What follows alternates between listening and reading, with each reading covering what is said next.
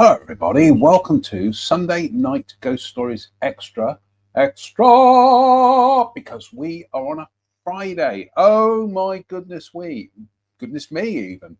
Where did the week go? I was still working up until about 5 minutes ago and suddenly looked at the clock and thought, oh goodness me, I'm supposed to be doing ghost stories. I was so into my project that, so we'll pick up on that tomorrow. What are we reading tonight? We are, regrettably, we're still reading Ghost Stations 4, which I've got to say is hard work. It's hard work because, unfortunately, Bruce Barrymore Halpenny, he just has the most impossible method of writing. It does not make for linear reading. So anyway, what are we drinking tonight? We are kicking off with the Kelham Island Brewery, Brew York, Yorkshire Rider, Pale Ale, 3.4%, bright citrusy hops with a smooth balance malt backbone. And it says here on the back, we've teamed up with the iconic Kelham Island Brewery to celebrate one of the region's most legendary beers. Pale Rider, Yorkshire Rider is a bold Yorkshire Rider is a bold modern pale ale inspired by Kelham Island's trailblazing classic. Expect vibrant citrus and pine aromas layered with subtle floral notes and a refreshing balanced bitterness. It's a true tribute to Yorkshire brewing heritage, brewed by two proud Yorkshire breweries and made to be enjoyed wherever you're raising a glass to God's own county. Oh, Somerset. There we go. Hops, Cascade, Columbus, Centennial, Chinook, unpasteurized, unfiltered, and unfined, vegan friendly. So, says, come join us for a drink at our original brewery tap room and beer hall with 60 plus beers available. Walmgate, York. So, that sounds exciting, doesn't it? When it mentions pine, I am reminded that I do need to go to Cheddar Ales and get some of that piney slight, which is the most unusual beer I have ever tasted, but I does like it. Just like it. What are we washing it down with? We are washing it down with the last of the Highland Earl from Aldi. Do you know what? Something I'll admit, Michael came there for a second. I think I'm going to try another one of the scotches, either at Lidl or Aldi. So, because we've still got in reserve, we've still got the old Bracken. So, thank you, viewer Reg. And we've got snacks for half time. Where are the halftime snacks? They're around it. Oh, there they are. Snacks for half time. So let's just crack on mit the ghost stories. Oh, what do you know? We haven't even started reading any stories yet. And already we have a dead soldier. And run VT.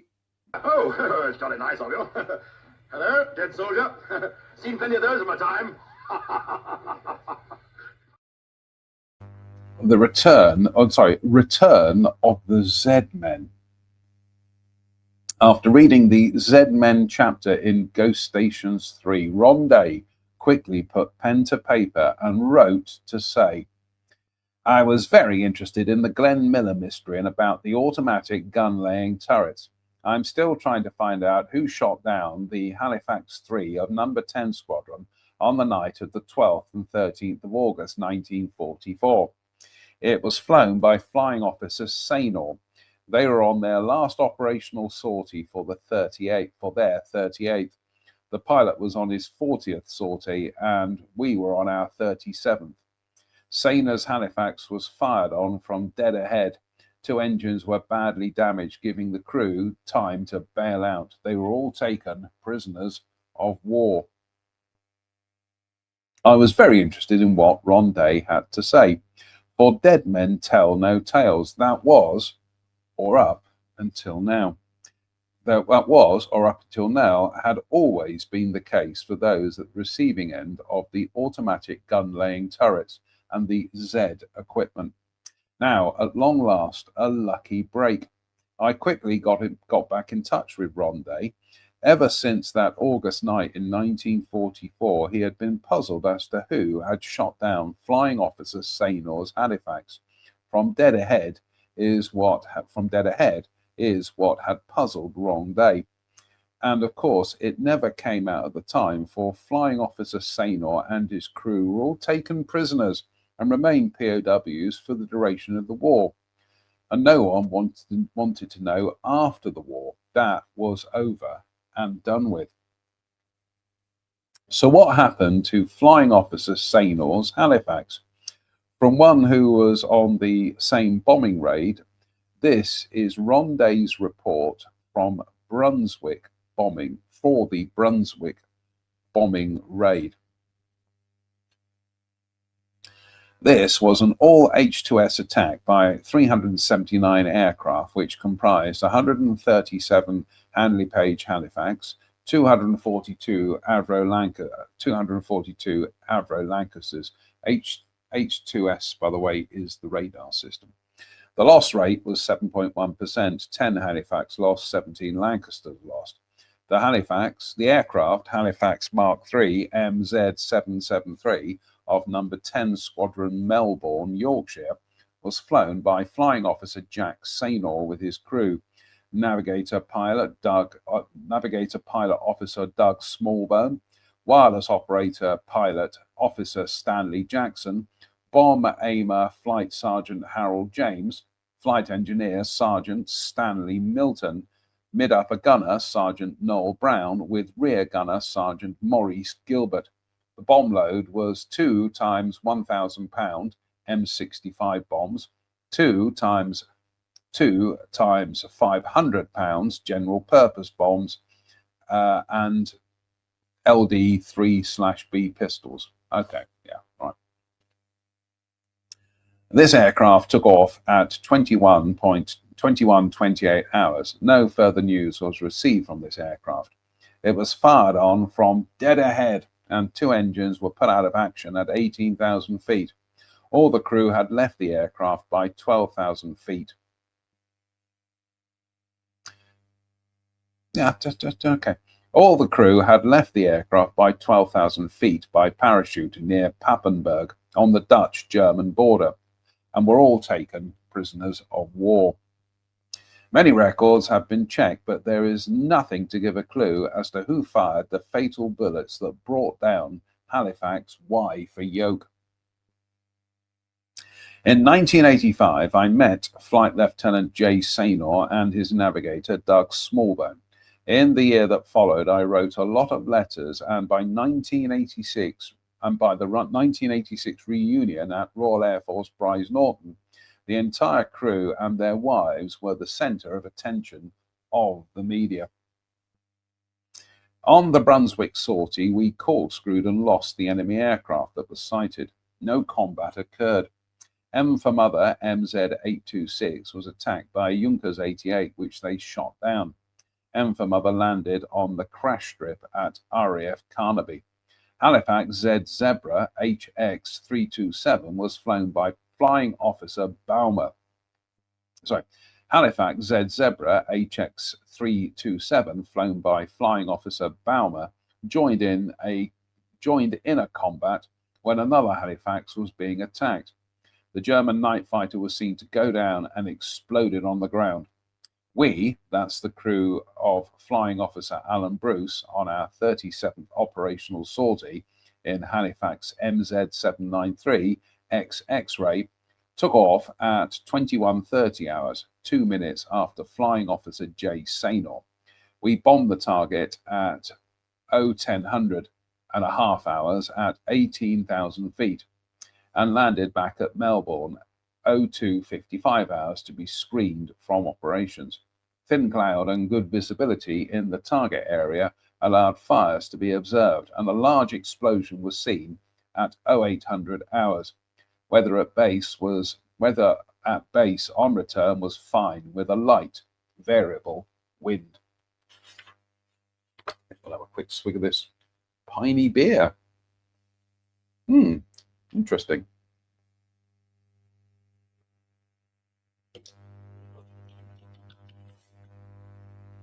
Not bad. Bondet went on to say, it would be good news if you could trace this mystery shooting down to a mistake to one of our own aircraft. Again, it would be good news if you could trace this mystery shooting down to a mistake to one of our own aircraft. It has baffled so many people for so long, but at least it did not end in loss of life. It could well have done so, he added. Were the Z-men responsible? The answer has to be yes. Let us look at the facts. See, when Bruce says, let us look at the facts, what he really means is, let me speculate. The operations record book for number 10 Squadron for the month of August 1944, the night of the 12th to 13th August 1944. Bruce, that doesn't even make sense. The operations record book for number 10 Squadron for the month of August 1944, the night of the 12th and 13th of August 1944, Halifax Mark III MZ773Y Flying Officer J. Saynor, duty, bombing, time up 21:28, under the heading Details of Sortie or Flight. No news of this aircraft after takeoff. So no news from the Halifax crew, yet they had time to bail out. Very strange. Not really, Bruce. And stranger still was being attacked from the front, or were they? No one saw any German night fighters at the time the Halifax was hit. The crew did not report seeing any night fighters, and to make it 100% clear on the night fighter issue, I contacted the Bundesarchiv in Germany, and their reply was, according to our incomplete records we hold in our archive about the German Luftwaffe, we have no knowledge of an English plane being shot down in the night of the 12th to the 13th of August 1944 over the Netherlands. So, German records confirm as far as possible that no German night fighters were in the area where Halifax Y-Yoke was shot down. That leaves only our own aircraft. The finger must now point at Village Inn, the Z equipment, and the automatic gun-laying turret. It was not flak that hit Halifax MZ773 from dead ahead. It was not a German night fighter that hit Halifax MZ773 from dead ahead. It was one of our own aircraft equipped with the automatic gun-laying turret, which came from dead ahead. Thus, no warning. And the reason why no follow-up attack, it was not a German night fighter. If the crew had not survived, this would never have come to light, for the records show only what they want the public to know. Halifax MZ773 Y-Yoke was the only one of number 10 Squadron's Halifaxes that failed to return from the 11 Halifaxes dispatched to bomb Brunswick on the night of the 12th to the 13th of August 1944. The one that lived to tell the tale. That doesn't even make sense. That is peak Bruce Barrymore Halpenny, that is. That just doesn't make sense. Let's have a thunderclap, shall we?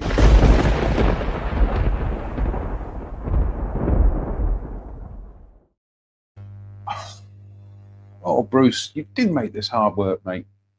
Anyway, in the magnificent Rush beer glass, courtesy of viewers Kirsten and Steve, the United States, slange me bar.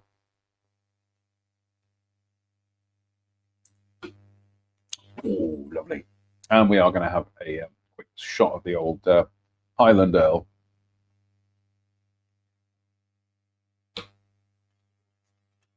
Oh, lovely.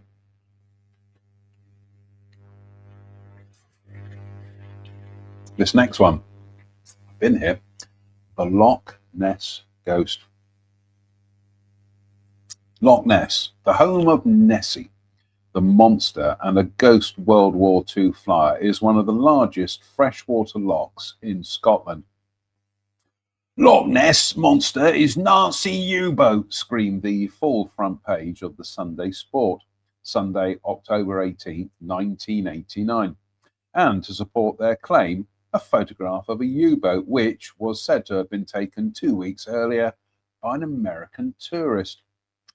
The German submarine was quickly linked to Rudolf Hess, the deputy Führer. Stories flowed like tales from the Arabian Nights, with as much credibility. The German U-boat in Loch Ness, this is fiction. But what about the Loch Ness Monster? Is that fact or fiction? And what about the Phantom Flyer? How does the Phantom Second World War flyer tie in with Loch Ness and the monster? Are they just stories created by people wanting publicity? So let us look at the facts we have on record. Sightings of the monster started in earnest during the 1930s, and one eyewitness account described the monster as having a snake-like neck and head and was some 50 feet in overall length. Over the years, there have been many sightings, the sharp increase being due to the fact that communications across the Highlands of Scotland have improved. Thus, news of any sightings travels faster. Also, there is now a road by the lochside. And coupled with all that, there is greater public awareness. Monster hunters have been out in force, but no firm proof of Nessie. One expert said the Loch Ness Monster is nothing more than mass hallucination, and the noted anthropologist Sir Arthur Keith commented that the Loch Ness Monster was not a problem for zoologists, but for psychologists. But that is only their opinion. They do not have any proof to say Nessie does not exist. The monster legend has been around a long time and goes back into the mists of time. In AD 550, Saint Adamnan wrote about the life of Saint Columba and his work, and in his work he vividly describes the rescue of a Pict named Lune from the attack of a monster in Loch Ness. At the sight of the monster, Saint Columba made the sign of the cross in front of it and commanded it in the name of God to return to the deep. The monster slipped beneath the waves to the utter amazement of the Picts, and from that moment they were converted to Christianity. Picts, by the way, were people older than the Gaelic and Brythonic peoples who once occupied Britain, and about the 9th century became finally amalgamated with the Scots, bringing with them the legend of the Loch Ness Monster. So does the Loch Ness Monster exist? It does, according to Hector Bose, who in 1527 recorded in his book Scotorum Histori, The History of Scotland, an account of a terrible beast as told by Duncan Campbell, who saw the monster climb out of Loch Ness and kill 3 men. So, an eyewitness account and recorded. How many other sightings which were not recorded? Remember, at this period, Loch Ness was very inaccessible and travel was very difficult, not like it is today. I don't know if you've ever been on Network Rail. Further evidence to support that a monster was lurking in Loch Ness came from the Duke of Portland, who wrote to the Times in the 1930s to say that in 1895, the Forester, local hotel keeper, and fishing guides spoke often of the Loch Ness Monster. So is there a monster sea serpent? I was at the loch early one evening at the crack of dawn, camera at the ready, said Pete Smithson. Suddenly I saw this figure coming, weaving like towards me. I thought he had been in some sort of accident.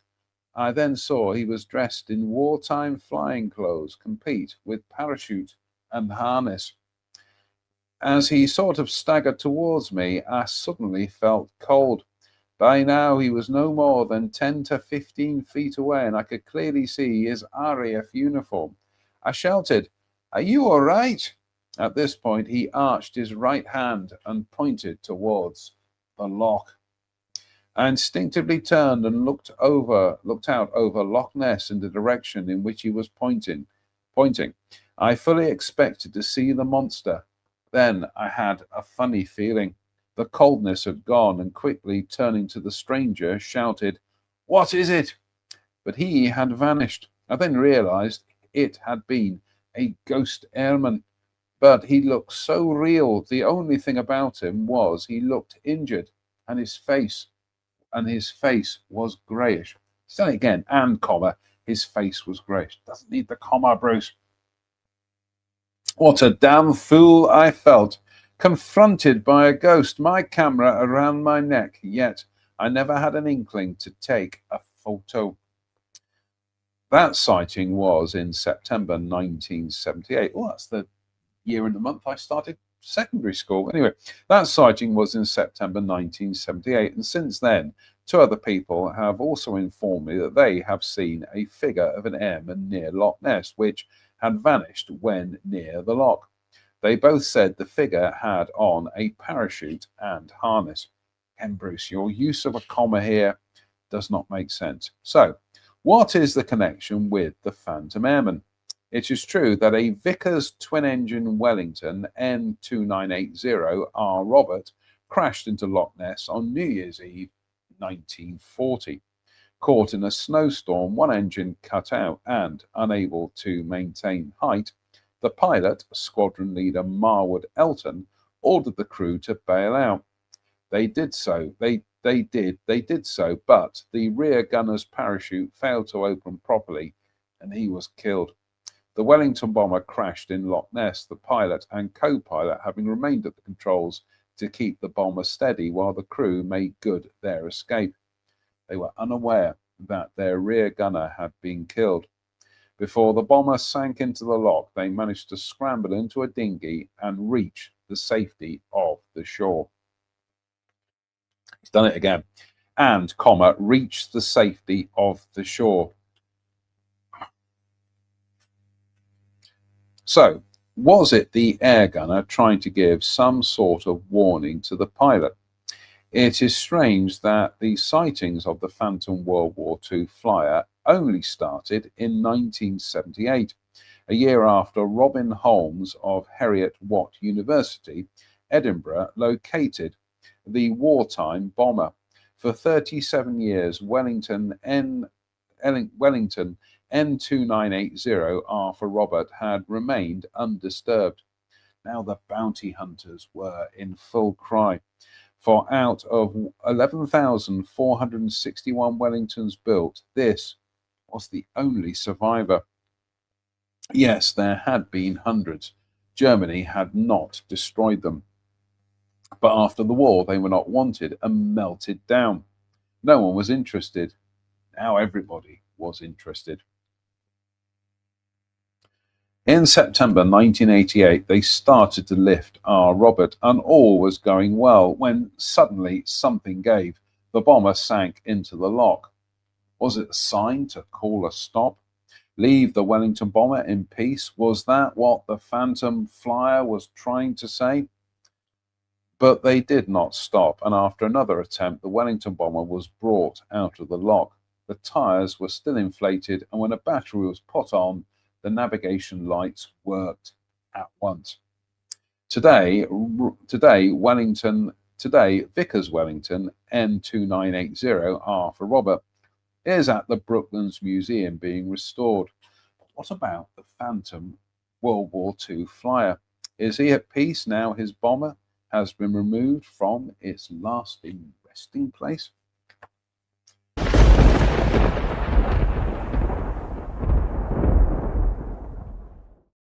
Well, Bruce, you are presuming that the ghostly figure was to do with the Wellington. I'm just having a look to see if we've got a nice short one that we can. Yeah, I think we might dive on ahead and do a couple of nice short ones. Oh, where's me pencil? There it is.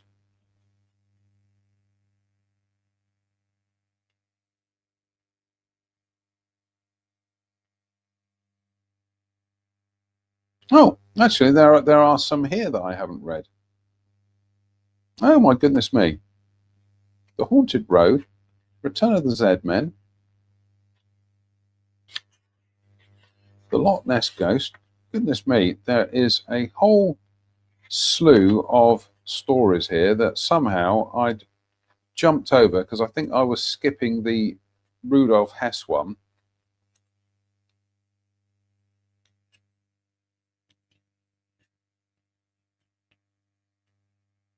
Oh, well, fine. What are we up to? 27 minutes. Let's have another beer and a bump. Sloansbury for everybody.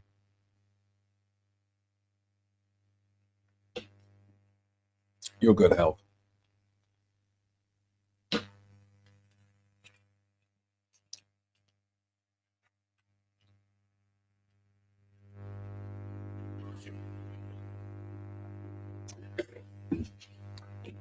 Footsteps in the Night. In 1975, Dave Sutton joined the Royal Air Force, and after his training, he was posted to Royal Air Force Waddington near Lincoln. As a clerk, he was assigned to the General Registry in Station Headquarters, SHQ, and one of the duties involved being duty clerk about once every 4 to 6 weeks. This entailed spending the night in the SHQ building to deal with emergency travel warrants and other admin matters. One other duty was to lock and secure the SHQ building and check all cabinets containing classified material and sign as to have done so on the appropriate sheet. This was supposed to be done at regular times, but most duty clerks did it all in the morning just before going off shift. Right, here we go. Typical Bruce. This entailed spending nights in the SHQ. One other duty was to lock and secure the SHQ building and, check all cabinets containing classified material and, sign as to have done so on the appropriate sheet. Bruce, it doesn't need the commas, mate. One other duty was to lock and secure the SHQ building and check all cabinets containing classified material and sign as to have done so on the appropriate sheet.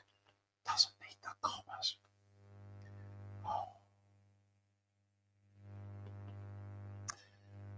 Wears you down. To carry out his duties, the duty clerk had a small room on the top floor of the SHQ building, which, was equipped with a bed, telephone, television, and radio. So it doesn't need the comma there, which was equipped. Oh. The duty shift was from 5 o'clock to 1700 hours to 0800 hours the following morning. If the duty clerk went to the mess, the guardroom was informed so they knew where to contact him. The SHQ building dates back to the 1930s. The station itself opened in November 1916 as a flying training station, and it remained in that role for the duration of the war. Waddington was one of the few stations to retain its buildings and airfield during the rundown immediately after the war. A rebuilding program started in the 1930s as the war clouds gathered yet again. During the Second World War, Royal Air Force Waddington was a bomber command airfield, and it housed many famous bomber squadrons, number 44 being one squadron, and then numbers 463 and 467 Royal Australian Air Force. After the war, the station housed many units, and in the 1950s it became a V-bomber station. Over the years, the station has seen many changes, but the hangars and SHQ that were built in the expansion of the late 1930s are still standing. Silent sentinels of the past from the dark days of war, and within those walls, many secrets locked in time forever. But are they? So I'm just going to have a quick look now. Let's have a quick swig of the old beer. Oh, we got Has viewer David joined us? I think he has. Let's have a quick look. It's viewer David. Cheers, viewer David. Slange me well.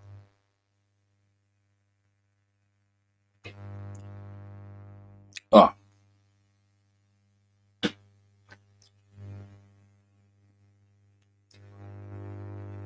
At the time Dave Sutton arrived at Royal Air Force Waddington, the SHQ building was in need of some repair. The building had badly fitting windows and the lino floors needed replacing.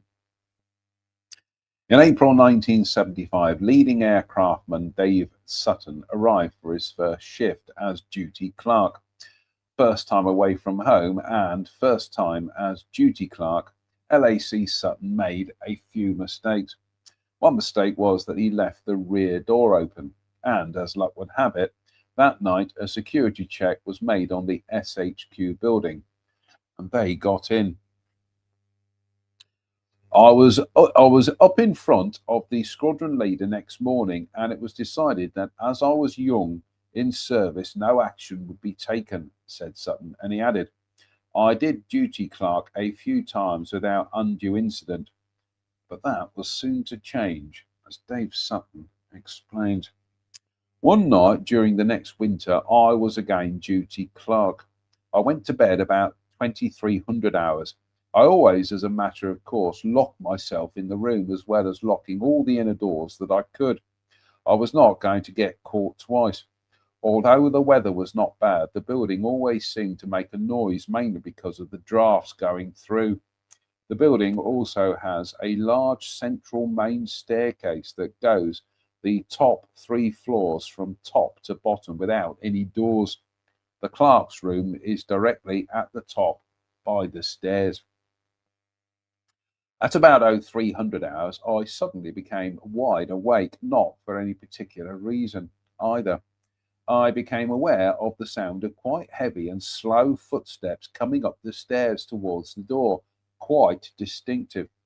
This alarmed me greatly, but as I knew my door was shut and locked, I was not too worried.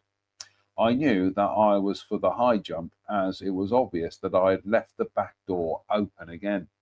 I had only one set of keys to the building, and there would be no let off this time. I would be on a charge. I felt for the torch I had, as it was pitch dark and there was no bedside light. As I did so, I heard the door handle turn an old brass type. As the door was locked, nothing happened. The steps then loudly started to go down the stairs, quite slowly. I grabbed the phone and rang straight through to the RAF police unit, which was only 50 yards away. As I did so, I could hear the steps fading away I could hear the steps fading towards the ground floor.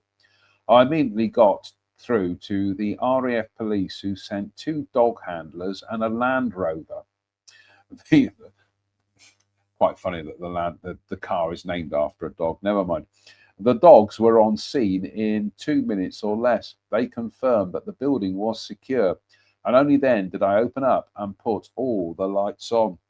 The building was searched by 6 of us and 2 dogs.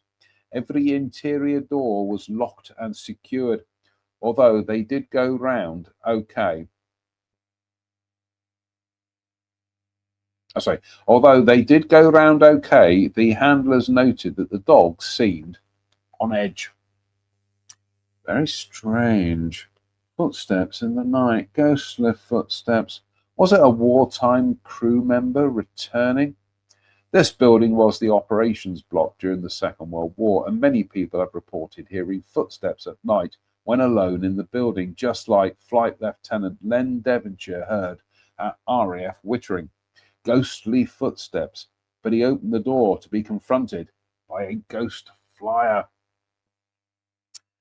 Leading aircraftman Dave Sutton sat tight, the thought of being caught again with the door open foremost in his mind. Not anything supernatural, but it was there, as Dave Sutton recalls. I know what I heard. I am not supernaturally inclined and have not had any other experiences whatsoever, although I would like to. I did duty clerk many more times before leaving Royal Air Force Waddington, and nothing ever troubled me again. Over the past few years, many people have reported hearing ghostly footsteps in the SHQ building at RAF Waddington. Footsteps in the night. Footsteps from the past.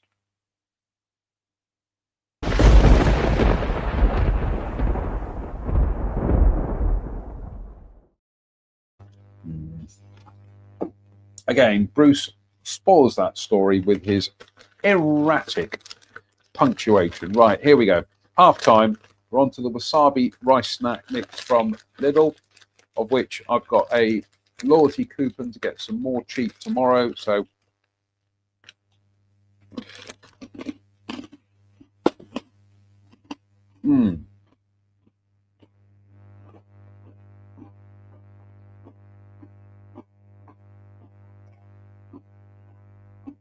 delicious. Right.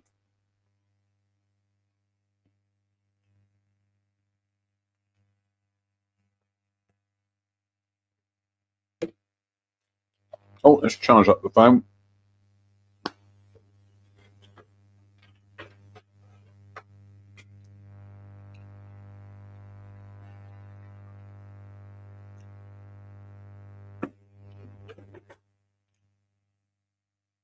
Right.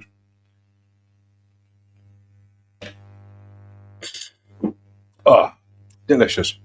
Yeah, just where does the week go? As I said at the beginning of the show, I started finishing off a project on Monday. It's quite complicated, very complicated. And so I was down in the office at 7:30 this morning, Radio 3 on, just cracking on doing layouts. And it got to just gone 8 o'clock, and I was right in the flow of numbering and sorting layouts out. And I suddenly thought, oh, goodness me, I've got to go and do ghost stories. So it wasn't a disappointment, but I was well in the zone. So what I think we'll do tomorrow is we will crack on with work, get it over the finish line, so that Monday I can take the day off and do something else. So beer burps coming up, folks. Oh, hearing me, I do apologise. 39 minutes and 35 seconds. And I do declare, I think the football is back tomorrow. So I think that'll be an afternoon in the workshop. And then BBC Proms in the evening. So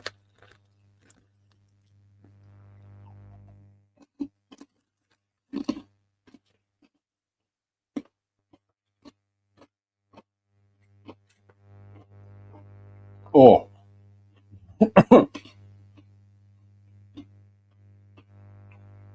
that wasabi mix has just come back to bite me. So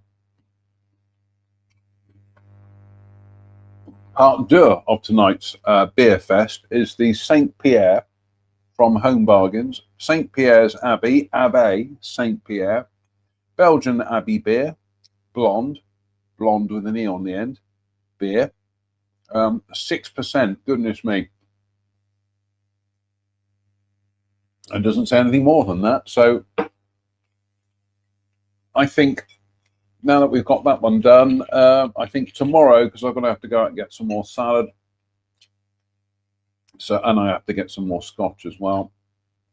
Now, I think that's going to be probably a trip. Well, I've got to go to Aldi. I've got to go to Lidl. So probably Aldi, I'll get some of the chocolate stout and the coffee stout. So yum, yum, yum, yum, yum. What do you do on Friday night? I don't know. I tuned in to watch ghost stories, and instead a confused man from Dudley was whittering on about all the bloody beer he's going to buy. That definitely does sound like Sunday night ghost stories. So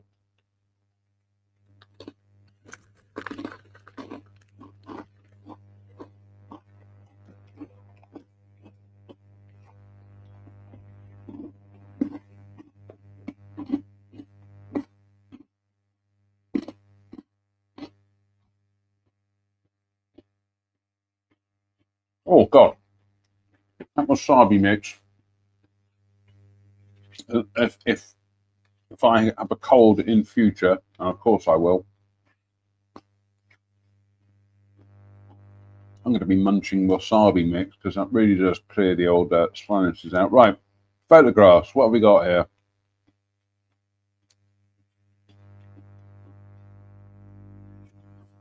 Footsteps in the night. Early wartime scene at Royal Air Force Waddington. A Handley Page Hamden bomber being prepared for its next sortie. There we go.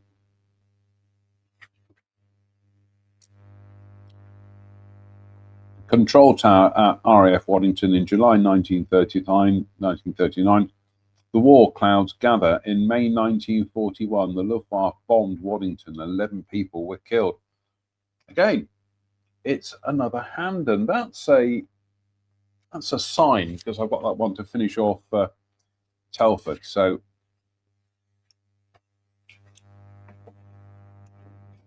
I think I'll have some warm wasabi mix. You might open one of the other ones as well. So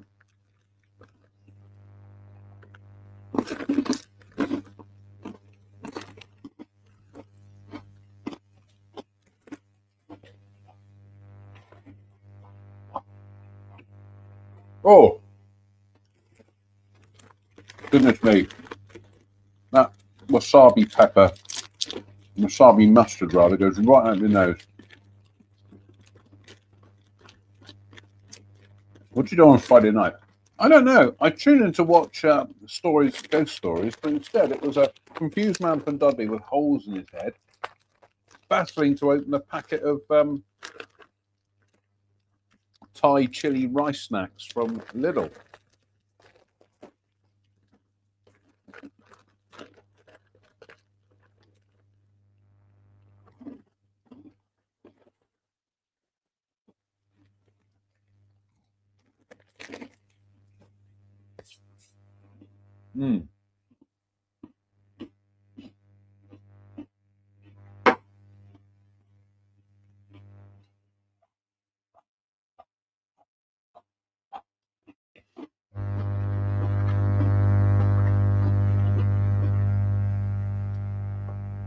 As viewer David says, Bruce wanted for crimes against punctuation. Oh, he does. He just does my head in.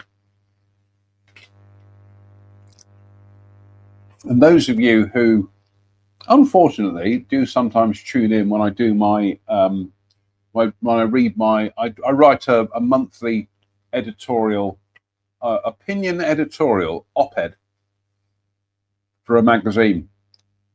And whenever I write it, I always read it out live on Facebook so that I can find where the pacing's gone wrong, where the, you know, where it's just not flowing. And yeah, I just get the feeling Bruce never read back anything he ever wrote. He just like typed it out.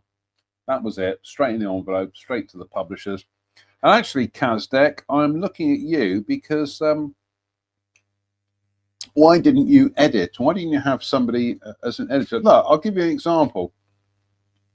So there we go.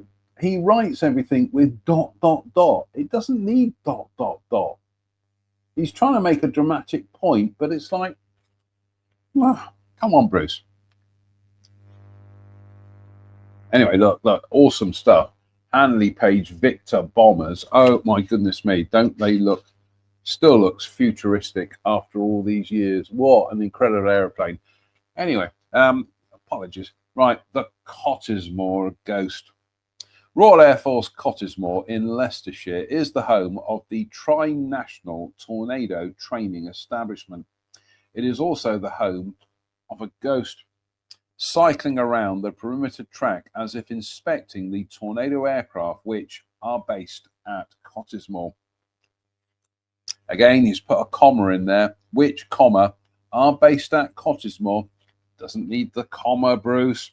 The ghostly cyclist has been seen many times, and each time there is a crash, at which point the ghostly apparition and cycle vanish. Many people have seen the ghostly cyclist at close proximity, and, comma, all have given the same description of the ghost.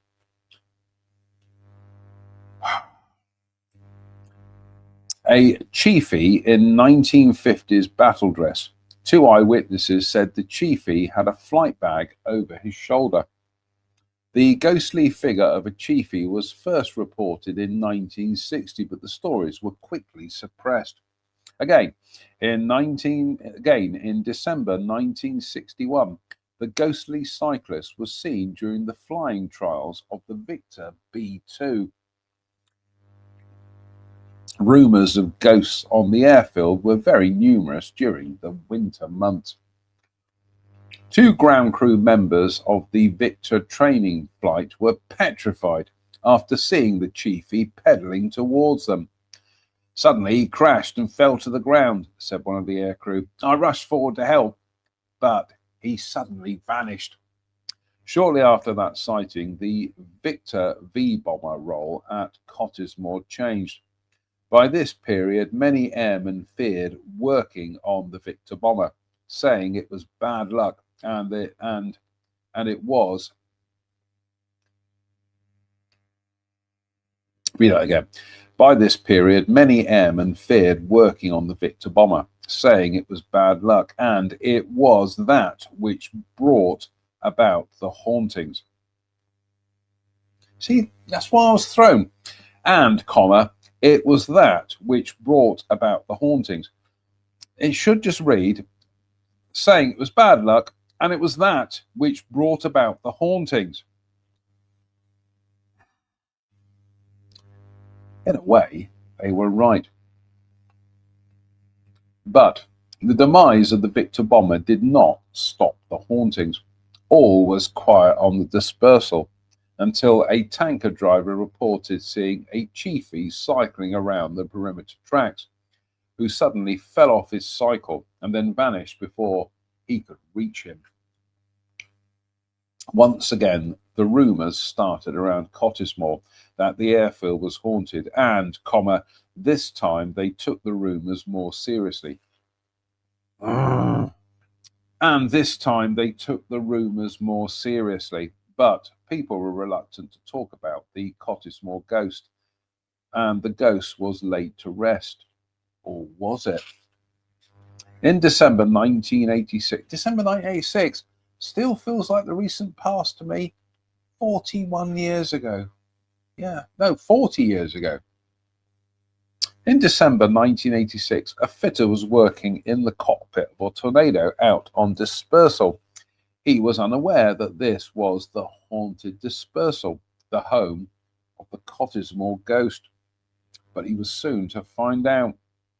Suddenly the airman felt uneasy and looking up, he could just make out the figure of an elderly chiefy cycling towards the dispersal. An eerie silence prevailed as the chiefy pedalled closer and closer. Then, for no apparent reason, the old chiefy appeared to swerve and, with a resounding crash, hit the ground. Instinctively, the airman leapt out of the tornado cockpit and rushed to help the chiefy. Again. Instinctively, the airman leapt out of the tornado cockpit and rushed to help the chiefy, but he had vanished. There was nothing, only an eerie silence.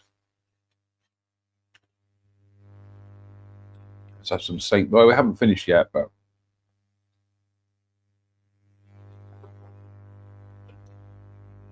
oh, lovely. Slow.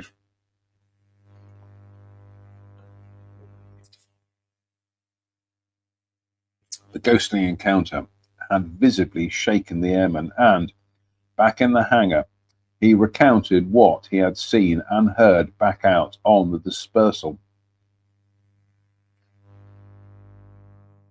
See, I am going to break off again here. The ghostly encounter had visibly shaken the airman, and, comma, is what Bruce has written, and, comma, back in the hangar. There should be a comma after back in the hangar so that it reads, the ghostly encounter had. So if we take out the back in the hangar bit, it should read, the ghostly encounter had visibly shaken the airman, and he recounted what he had seen and heard back out on the dispersal. That's why we have commas, Bruce. He described in detail the chiefy in 1950s battle dress with a flight bag. Now the Cottesmore ghost had to be taken seriously. Too many people had seen the Cottesmore ghost to dismiss it as a prank. So, what was the reason behind it? Let us go back to the beginning to find out. It's got a bit Dylan Thomas here. All the beer burps again. Do apologise.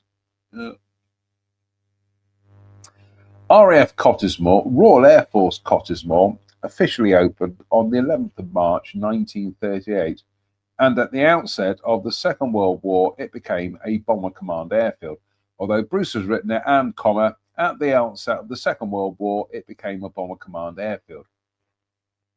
But this was soon to change, and within a few weeks the station was transferred to Number 6 Training Group. The role of the station was now firmly sealed. During the Second World War, the airfield was bombed many times. In August 1943, Cottesmore was transferred to American control, and the Yanks remained for the duration of the war. The station was handed back to the Royal Air Force on the 17th of September 1945. The airfield returned to a training role. In the 1950s, it was developed into a V-bomber base and housed 3 V-4 squadrons, equipped with Handley Page Victor B-1 bombers. One of those squadrons to be equipped with the new Victor bomber was Number 10 Squadron, which reformed at Cottesmore on the 1st of September 1958. The mighty Victor bombers were painted white, and as the mist rolled in across the airfield, they made very ghostly shapes around the dispersals. Proper use of a comma there. So, again, the mighty Victor bombers were painted white, and they made very ghostly shapes around the dispersal pans. Bruce, that's the correct way to use a comma. The government had pinned its faith on the V bombers, and with the modern day technology in warfare. The government had pinned its faith on the V bombers, and, with the modern day technology in air war, it was estimated the United Kingdom would have about 4 minutes warning of an imminent air attack. Proper use of a comma. And it was estimated that, in order to achieve fighter-type scrambles with a V-Force bomber, a modification was made to the engine's starting cycle, whereby all four engines started simultaneously. It was soon commonplace for four Victors to be airborne in under 4 minutes, but only after the continuous supervision of the crew chief, who had worked day and night to achieve such a feat.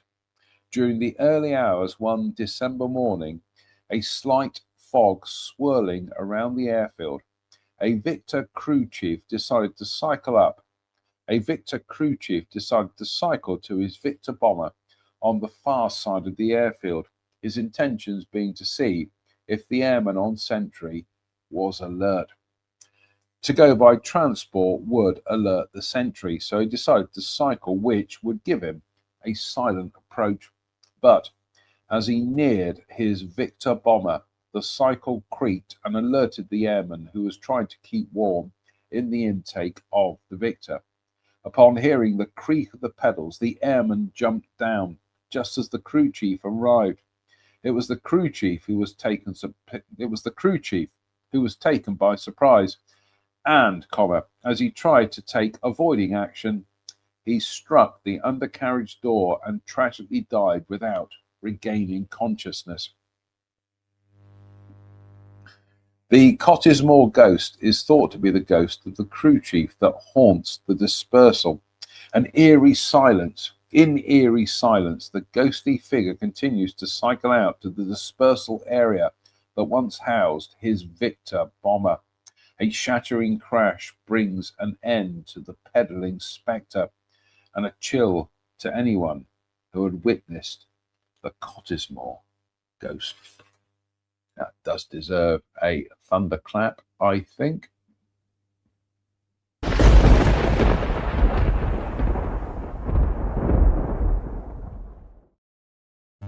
Goodness me, what are we up to? 56 minutes. 56? Yeah, 56 minutes and 56 seconds. So slash. Oh, delicious. In the magnificent United Federation of Planet Shot Glass, again courtesy of viewers Kirsten and Steve in the United States. Slange me bar.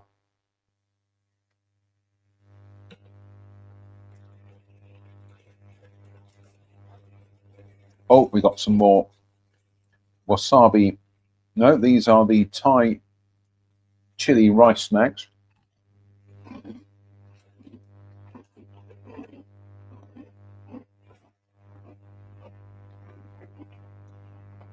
I hate to think how fattening they are, but then again,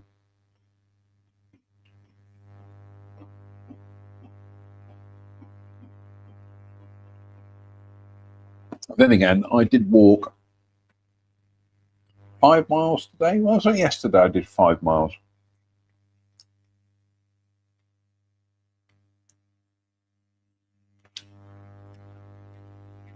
Yeah, it was yesterday I did 5 miles. So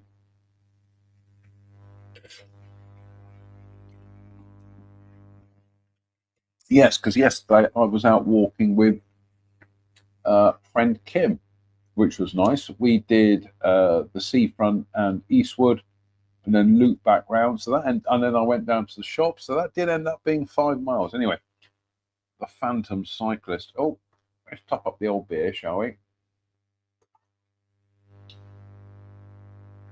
Top up the old beer. What do you know? We have a dead soldier. Oh my goodness me, another dead soldier. And Run VT. Oh, it's jolly nice of you. Hello, dead soldier. Seen plenty of those in my time. The Phantom Cyclist.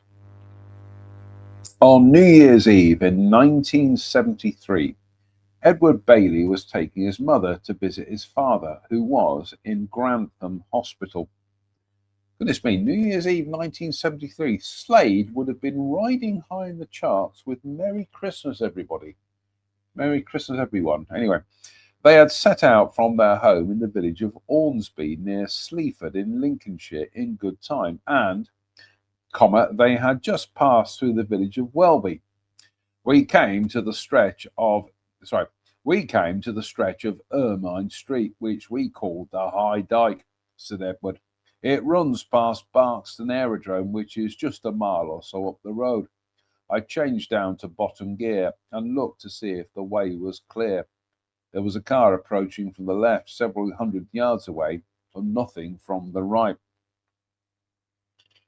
I drove out, turning left, and found myself following a single square red light. It was very bright, and as I got nearer, my lights picked out a man in a dark, heavy overcoat and wearing a cloth cap riding a bicycle. He was riding halfway between the grass verge and the centre of the road, and, as there was a car approaching, I remained in second gear and kept behind him. Up to this point, there had been no conversation. Edward had been engaged on driving his mother, deep in her thoughts, and nothing to suggest or prompt anything out of the ordinary. Then the silence was broken when Mrs. Bailey asked, "Why are you going so slow?"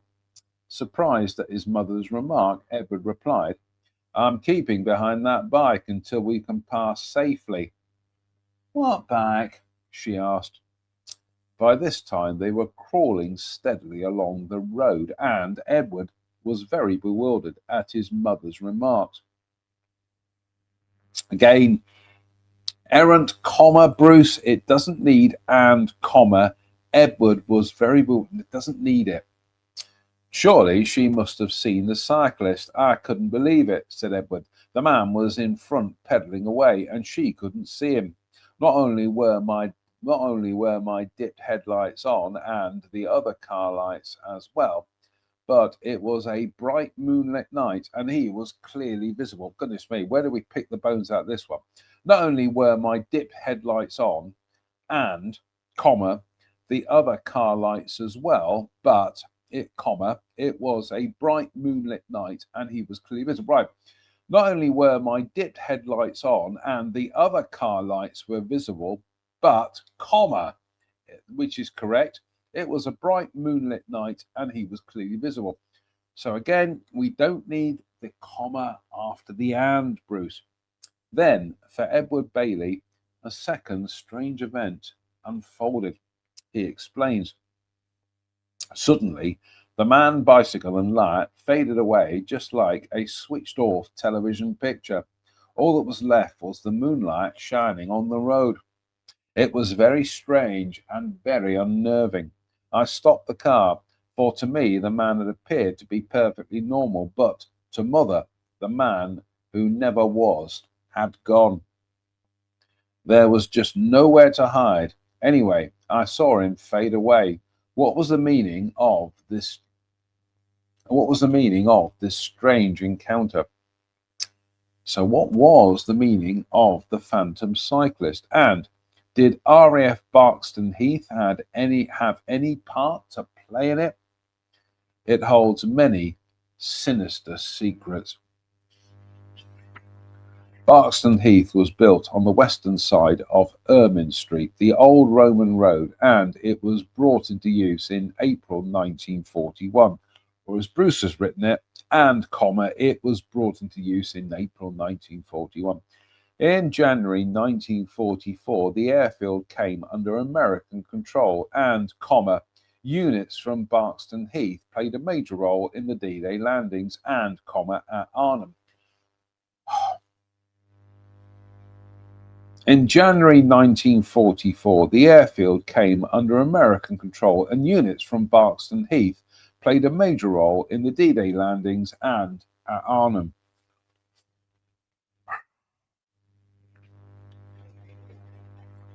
Let's have some more Thai chili rice snacks. Try and calm down here at the moment.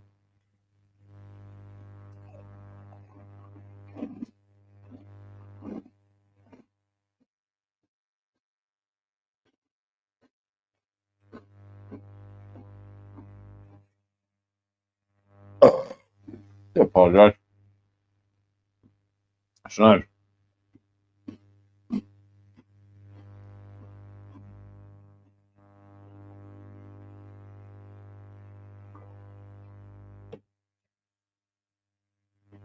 we have gone through the hour mark, so sneers. Sneers? Cheers.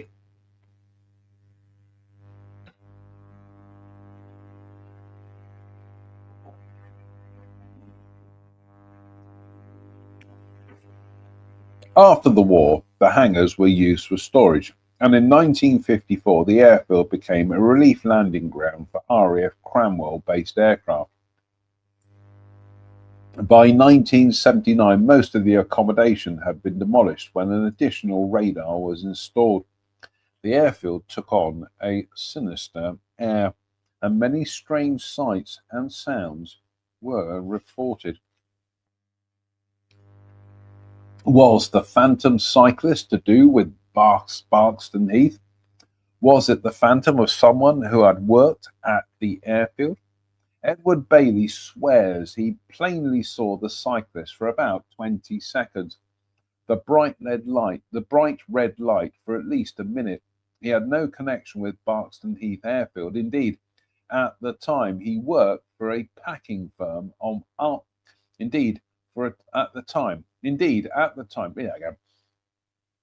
he had no connection with Barkston Heath Airfield. Indeed, at that time he worked for a packing firm on Alma Park near Grantham.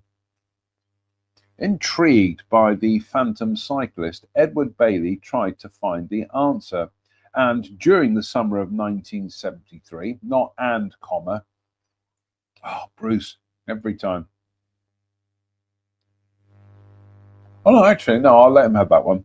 Intrigued by the phantom cyclist, Edward Bailey tried to find the answer and, during the summer of 1973, contacted Mr. Ernie Turgoose.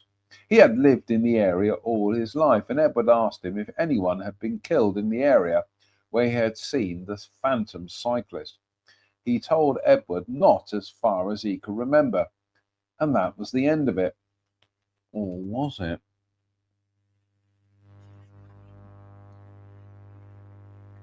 During 1990, Bloodhound ground-to-air guided missiles were redeployed to RAF Barkston Heath after other RAF stations closed. The airfield became enveloped in a sad and sinister atmosphere. In October 1990, Ray Jackson was passing Barkston Heath Airfield. It was around 10:30 p.m. Suddenly, he swerved to miss a bright red light on the back of a cycle that had suddenly appeared in his headlights in front of him. Was it the phantom cyclist, the man who never was? Was the bright red light a warning carried by the phantom cyclist? Looking in his mirror, the road past the old airfield was empty. Nothing to be seen.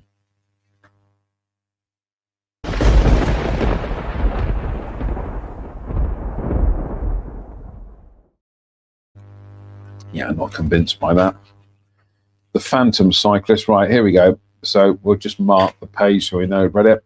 There is an illustration of the phantom cyclist. And here we have RAF Barkston Heath in Lincolnshire, the wartime hangars in the background. The concrete-based dome building, which is a radar installation, is a post-war addition to the airfield. One of the old wartime buildings at RAF Barkston Heath, neglected and derelict. So there's the radar installation and there's the neglected building. A map of the area showing where the phantom cyclist was seen and the close proximity to RAF Barkston Heath. The shaded area along the B6403 indicates the section of road along which the apparition was seen.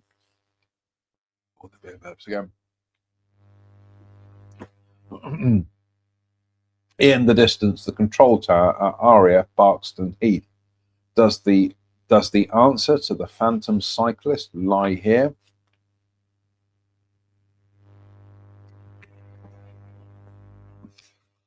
Right. Let's try and find a couple of nice short ones to finish off tonight.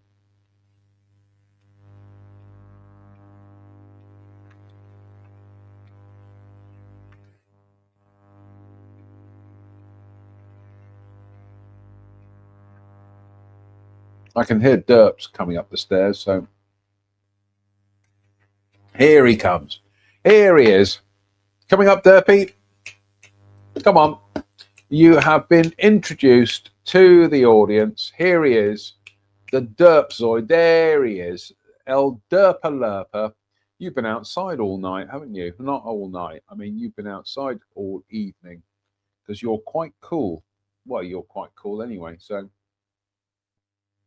he likes to sleep out on the patio in the sunshine, and then comes in and bothers me for food. In fact, I'll be downstairs working in the office in the studio, and I'll be miles away listening to Radio 3, and all of a sudden I've just had this meow like that, and it's just like, oh my goodness me, it makes me jump out of my skin. So there we go. Right, Derps, let's have another swig of the old beer.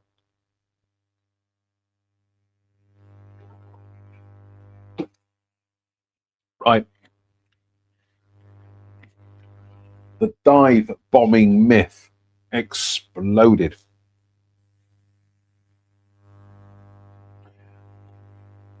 And time to dispel the myth that it was the German Luftwaffe who invented dive bombing and made out as monsters for such Nazi methods of war, which also made civilians their targets. Again, Bruce here with the commas. And time to dispel the myth that it was the German Luftwaffe who invented dive bombing and, comma, made out as monsters for their Nazi methods of war, also made civilians their target. Oh no, perhaps I'll give him that one. Who also invented dive bombing and also made civilians their... Yeah, okay, you can have that one, Bruce. The hapless victims helpless as they scream from the skies. But that was not the case. Many facts can now be Many facts can now be revealed that paint a very different picture about the Germans. I get the funny feeling Bruce is very sympathetic here anyway. As the Stuka dive bombers attacked Spain, then spearheaded the German war machine through the Netherlands, Belgium, again. As the German dive bombers attacked Spain, then, spearheaded the German war machine through the Netherlands, Belgium, and France in 1940, the myth grew that Germany invented dive bombing.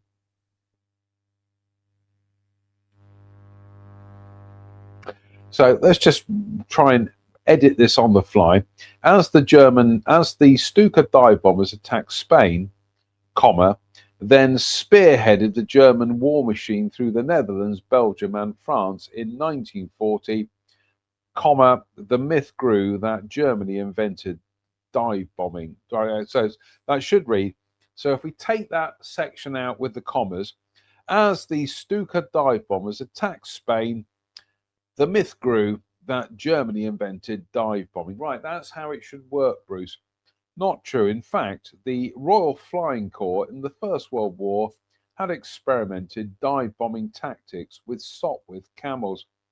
It was the British who invented the devilish dive bombing. The German Luftwaffe perfected it.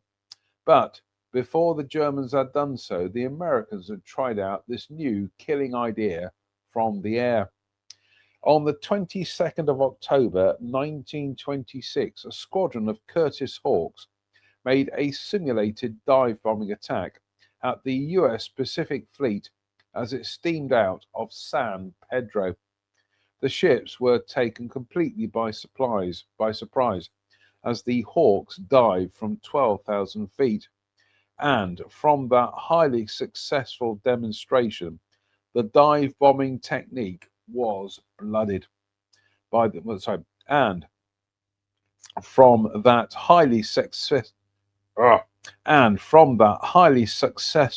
demonstration, the dive bombing technique was blooded by the Americans in 1927 when 5 Marine de Havilland biplanes dive bombed a 500-strong band of guerrillas who were attacking the garrison held by 87 Nicaraguan National Guardsmen and US Marines.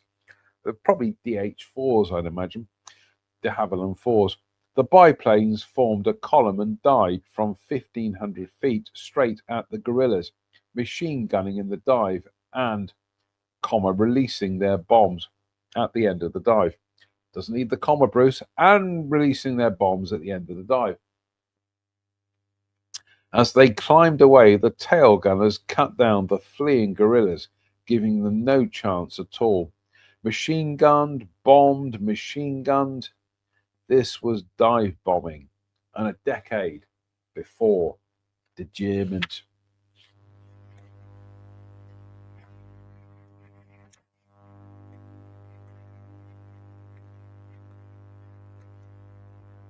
I think we'll pick up the next ones on Sunday. Would you believe, Derp? Sunday night ghost stories on a Sunday. Who'd have thought it? So slangs we are.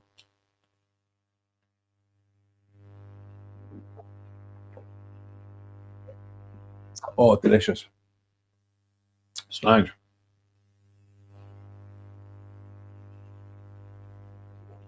Delicious, sir.